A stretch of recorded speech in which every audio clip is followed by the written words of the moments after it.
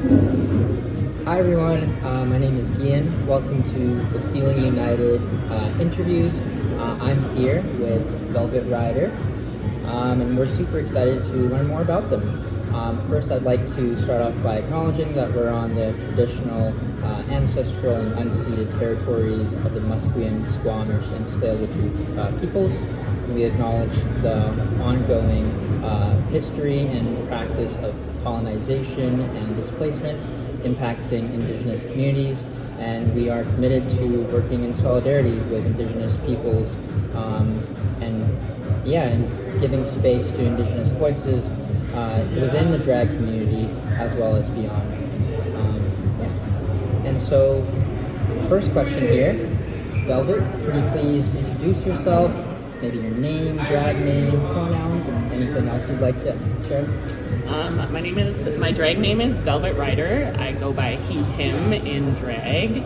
Out of drag, my name is Ken, and I go by she, they pronouns. And yeah, excited to be here. Excited to meet you too. How did you come up with the name Velvet Ryder? I used ChatGPT. I used I had a list. I had an ongoing drag list, but it was like a collaboration between me and like 7 other people. And it was like, okay, well, we'll use this one for now. And it just kind of stuck. It stuck. Well, I can say you're not the first one who I interviewed that used ChatGPT for help. So. Oh, for sure. Yeah, they're clever with coming up with names. It's a good like base, and then you can kind of like build off of it. Yeah, for sure. Sweet. I'm wondering, when it comes to drag, what's the fastest you can get into it? Like acceptably for stage at night or at daytime? I do both. Okay, well, let's say 45 minutes would be the fastest. Yep. Yeah, that sounds about average. Yep. Cool. And what do you think about when you're putting all your makeup on? And do you have any routines, anything you listen to? I hate putting on makeup. Okay. Yeah, so I'll give myself 2 hours, Yeah. and then I'll actually procrastinate until I have about 45 minutes left, and then I like speed do my makeup. What do I think about? I think about just getting it done. I'm like, just get it on.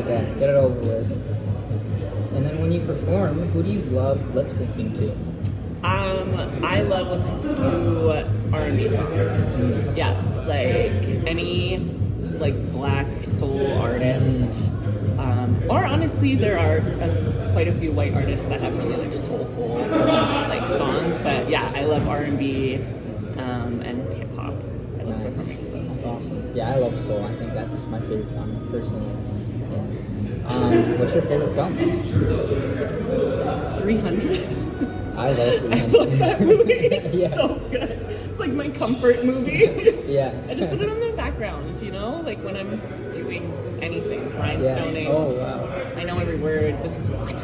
Yeah, this is Sparta. Is that your favorite scene in the movie? Or do you have another one? Let's move on.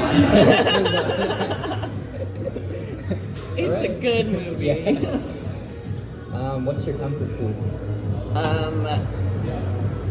Ice cream. Yeah, Ben and Jerry's. Oh, nice. Usually cookie dough. Or s'mores.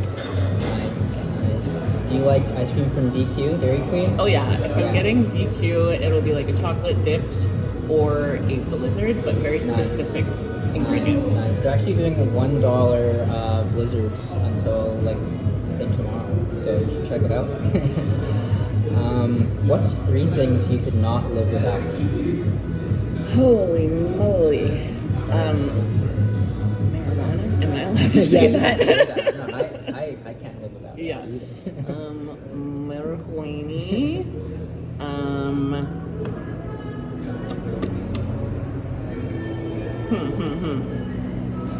Wow, this is hard. I'm like, as long as I have weed, It is hard. I'll be So many things to think about. Maybe my stuffed animal that I sleep with every night, and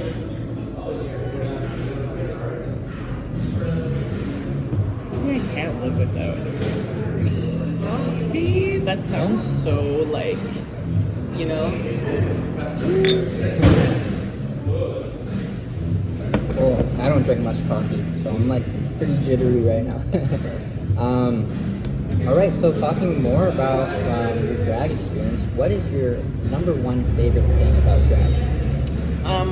Performing and like dancing around and seeing people like laugh and smile. It's like my favorite. I love that. Do you have a least favorite thing, or maybe something you find particularly tough or challenging about I that? hate getting ready. Yeah. I don't like putting my makeup on. I have incredibly severe ADHD and it's boring to sit in one spot for 2 hours and just like I feel that. look at my face. I feel that. Yeah. Now talk about the emotion you chose for the performance, as well as the song that you decided. Anything that stood out to you, or like what do those things mean to you, like the emotion as well as the song that you chose? So the song I'm doing is Perm by Bruno Mars, and it's just like a really upbeat and happy song. I think like Black Boy Joy is something that I really want to embody and bring to the stage, and like it's easy to do songs about heartbreak and harder emotions, but I think it's also important to acknowledge like happy emotions and good feelings. So yeah, I just wanted to like have fun and dance, and that's one of the good songs to do. I love Bruno Mars. Yeah. Weirdo, but he's can you describe your journey to becoming a drag performer? Well, I'm a Leo, so I have always been a performer. But honestly, since working in the queer community, that's when I felt like most comfortable to try performing. I like did drag makeup before I started working in the community, but I never had like connections or opportunities or even like the confidence to try and perform somewhere. It would have been back in like commercial drag days, but working now at Eastside and stuff, like it's definitely given me the confidence to like step out onto the stage and whatnot. Yeah. How long ago did you start drag? July. July? This Oh, so past very year. recent. Yeah, it's been like 6 months, 7 months. Nice. But you seem to be quite experienced already. You've been doing quite a few shows. I'm a Leo, baby. Yeah.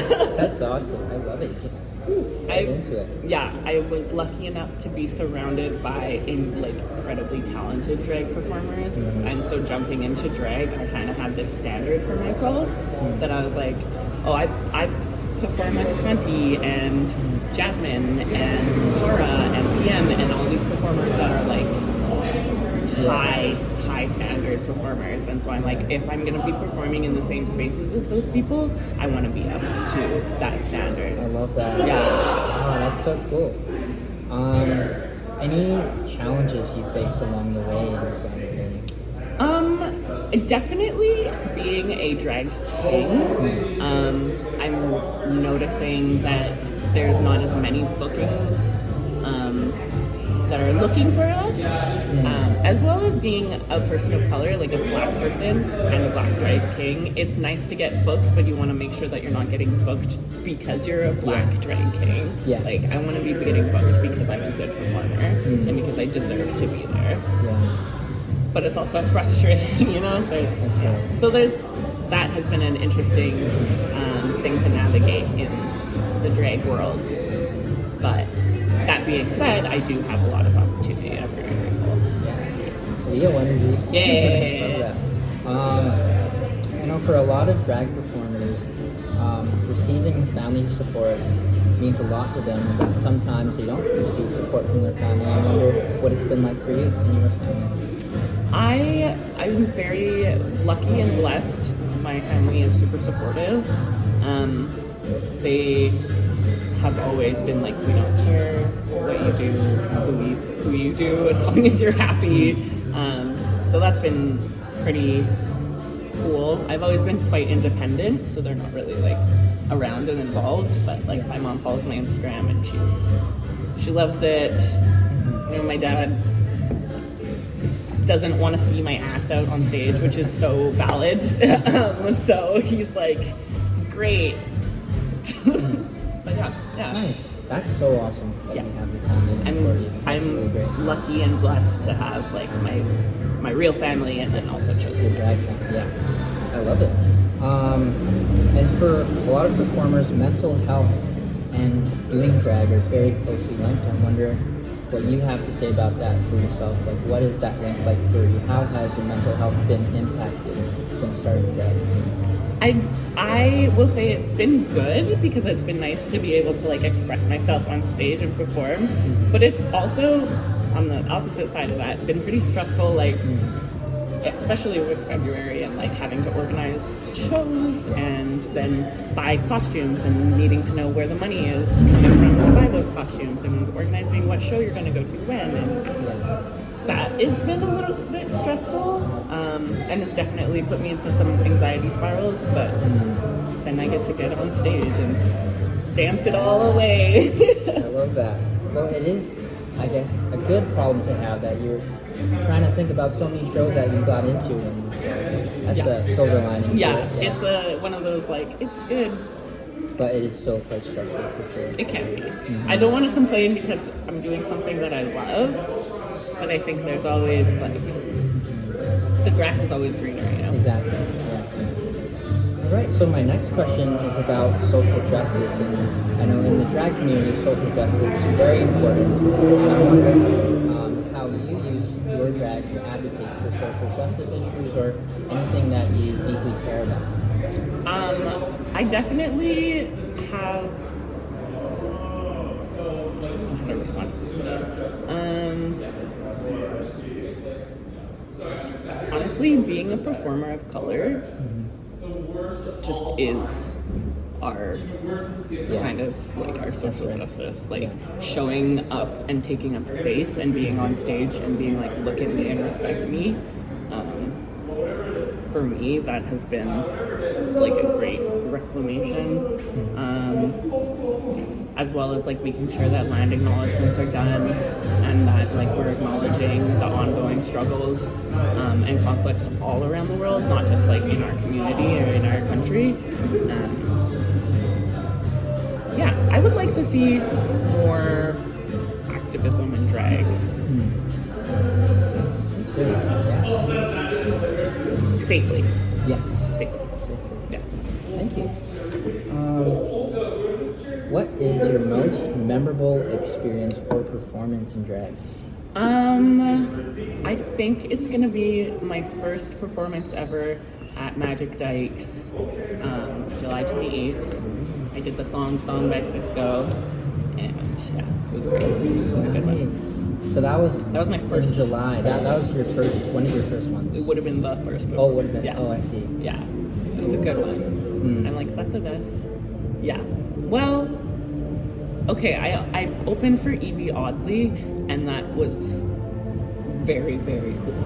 Nice. That was very cool. I did 3 back-to-back numbers, and it was like a lot, but it was fun. That is a lot, but that's very impressive. You did 3 in a row. Yeah, That's awesome. Stamina. Love that. And what advice would you give to someone wanting to break into the drag world? Practice. Be a bedroom queen, and then reach out to others for help, and just like get yourself to a place where you feel comfortable and confident before going out on the stage, so that it doesn't like discourage you. It gets you like, yeah, just practice. Just sing in the mirror to yourself, or to friends, or to anybody passing by on the street. All right. Do you have any major goals for the future?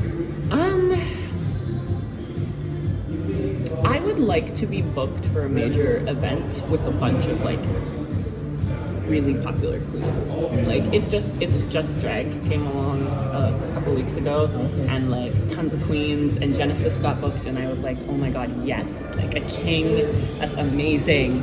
And like I would love it if we could have a couple of kings, and like a couple of really, really like big queens. I would love to be involved in like a big show with some like famous. You know, I can definitely see you being in a big show. Right? Yeah, you got everything. I think you got the whole package. Move over, Jimbo. All right. Anything else you'd like to say before we wrap up? Follow your dreams. And if you want to do drag, do it. Awesome. Follow your dreams. All right. Thanks, everyone.